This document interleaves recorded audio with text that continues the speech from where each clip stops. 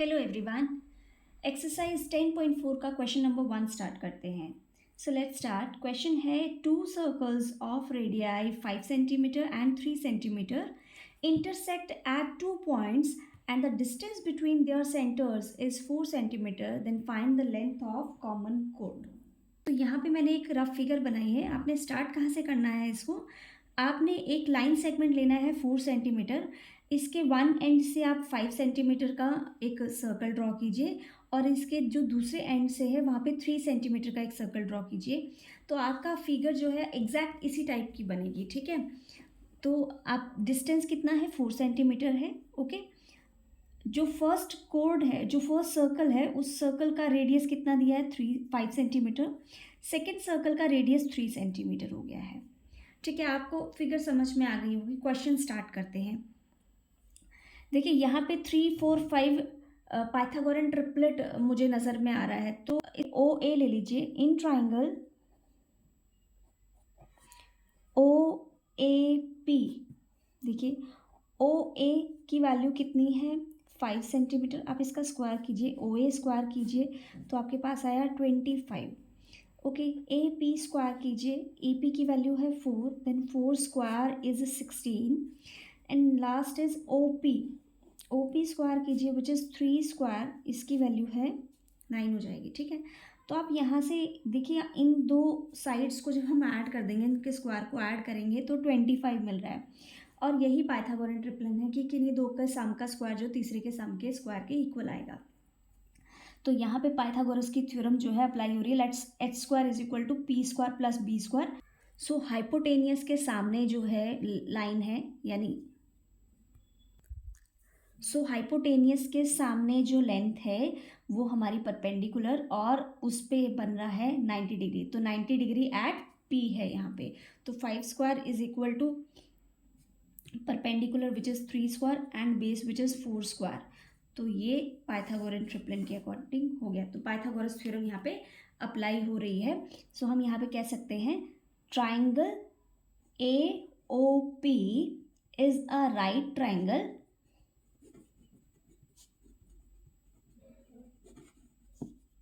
Where right triangle at, right angle कहाँ पे बन रहा है? Right angle at P, okay.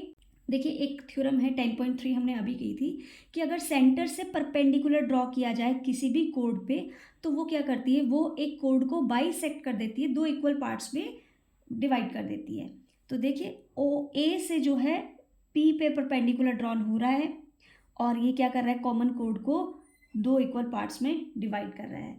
सो अगर ए पी अगर हमारे पास 3 हो गया तो क्योंकि आप यहाँ पे मेंशन कीजिएगा since O P A P is perpendicular, कहाँ पे? ए पी परपेंडिकुलर है किस पे?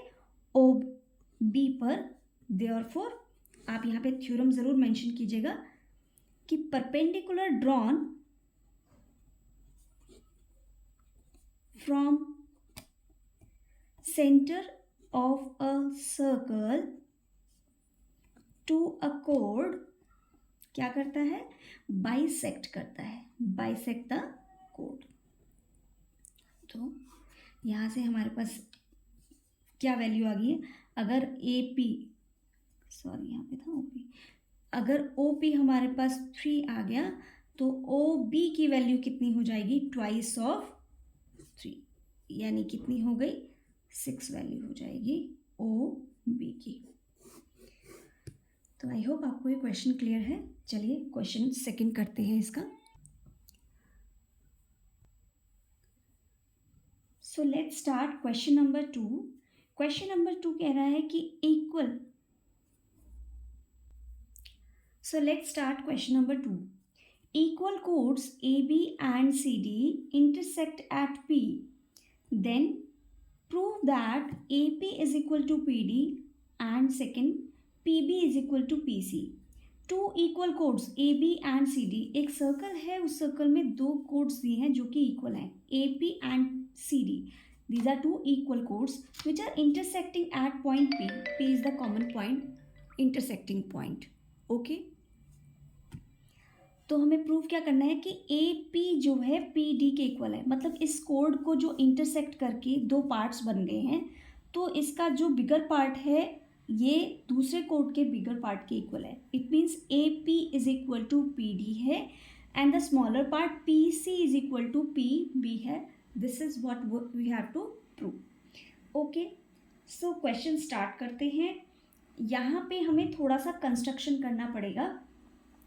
क्या है कि हमें परपेंडिकुलर ड्रॉन करते हैं, हम इस पर हम ज्वाइन कर देते हैं। उसके बाद ओ एम एक परपेंडिकुलर ड्रॉन करेंगे हम ए बी पे, और सी डी पे एक परपेंडिकुलर ड्रॉन करेंगे सेंटर से ही। ठीक है, तो सेंटर से एक परपेंडिकुलर हमने ड्रॉन कर लिया है यहाँ पे, किस पे, ए पी पे, और सिमिलरली एक परपेंडिकुलर और किस पे, सी डी पे। परपेंडिकुलर है तो ऑब्वियसली 90 डिग्री बनाएगा। ठीक है, साथ ही ओ और पी को भी हम ज्वाइन कर देते हैं।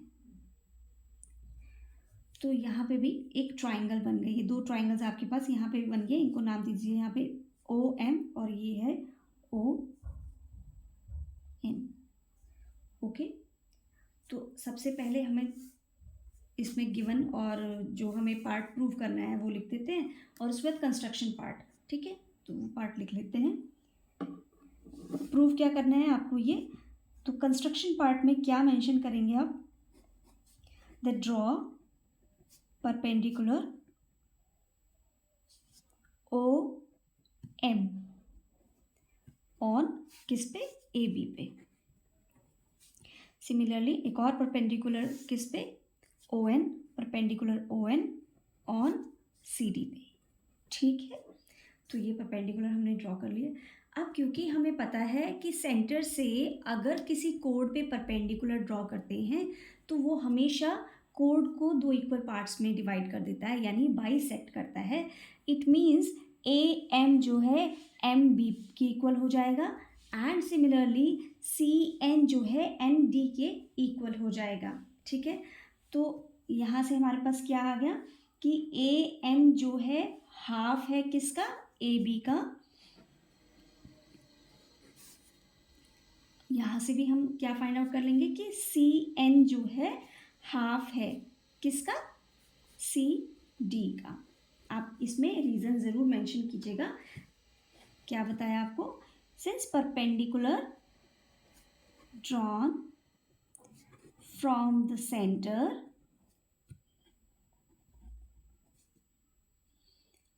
on the chord bisect the chord। क्या करता है, कोड को बाइसेक्ट करता है। ठीक है, तो हमें यहाँ से ये रीज़न मिल गया, ये रिलेशन मिल गया कि ए एम जो है ए बी का हाफ है और सी एन जो है सी डी का हाफ है। अच्छा, हमने ए एम के रिलेशन में लिखा, सिमिलरली हम ए बी को भी ऐसे ही लिख सकते हैं। ए बी जो है एम बी जो है ए बी का हाफ है, और ऐसे ही एन डी जो है सी डी का हाफ है। आप इसमें मेंशन कर सकते हो। तो A B is equal to half of A B which is equal to, आप ए एम के प्लेस पे ए एम या एम बी को आप मेंशन करते हैं। ए एम या एम बी जो है हाफ है ए बीस के, और सिमिलरली सी एन या एन डी मैंने यहीं पे मेंशन कर दिया, सी एन या एन डी जो है वो क्या है, सी डी का हाफ है। तो यहाँ से हमें क्या रिजल्ट मिल रहा है, दैट ए एम जो है एम बी के इक्वल है, एंड एन डी जो है सी एन के इक्वल है, और ये आपस में इक्वल है क्योंकि ये कॉमन कोड्स, ये क्योंकि ये इक्वल कोड्स हैं। इक्वल कोड्स है तो इनके हाफ्स भी इक्वल होंगे, इनके पार्ट्स भी इक्वल होंगे। ठीक है, तो इस जो रिजल्ट पे हम पहुँचे हैं ना, यानी इक्वेशन 1 कह देते हैं। ठीक है, तो हमें यहाँ पे प्रूव क्या करना है कि ये जो पी ए और पी बी, जो पी ए है वो पी डी के इक्वल है, पी सी जो है पी बी के इक्वल है, हमें ये प्रूव करना है। तो अभी ना हम इस ट्राइंगल को लेते हैं और इस ट्राइंगल को भी प्रूव करते हैं।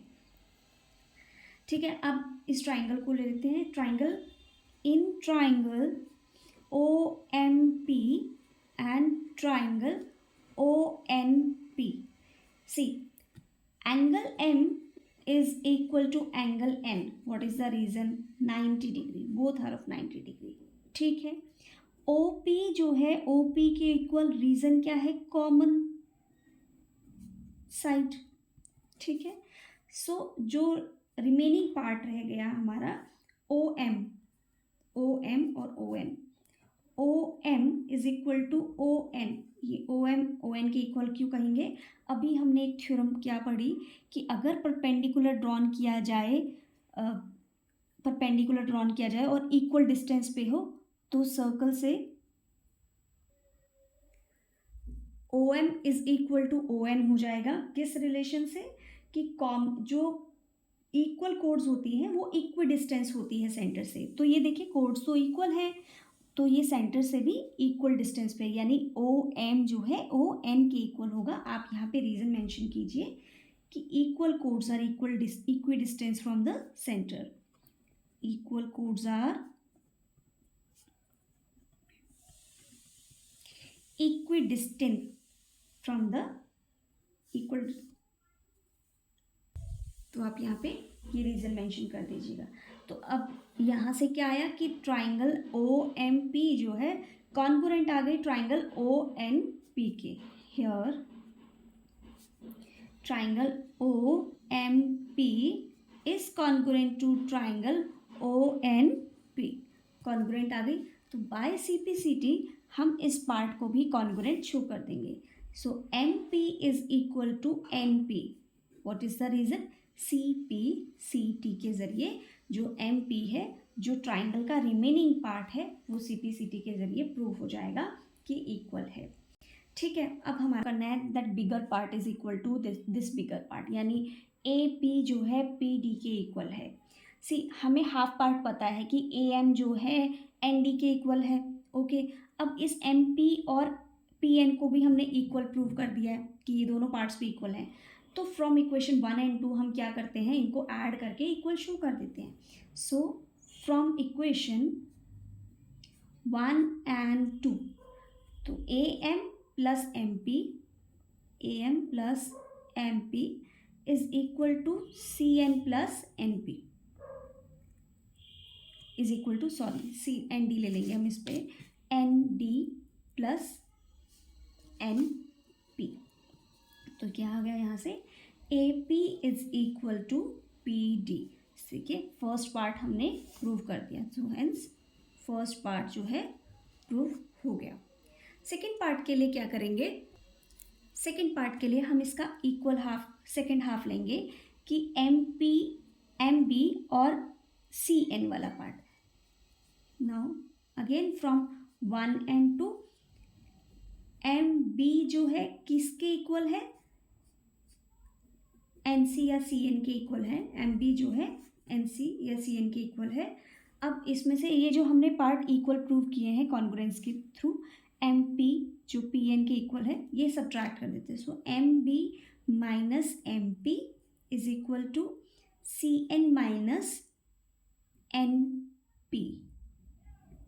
जब हम इनको माइनस कर देंगे तो ये रिमेनिंग पार्ट आ जाएगा, दिस इज CP, यहाँ पे हमारे पास आ जाएगा CP और इधर हमारे पास जो पार्ट बचेगा वो PB, और यही हमें प्रूव करना था सेकेंड पार्ट में। सो हेंस क्वेश्चन हमारा कंप्लीट हो गया है।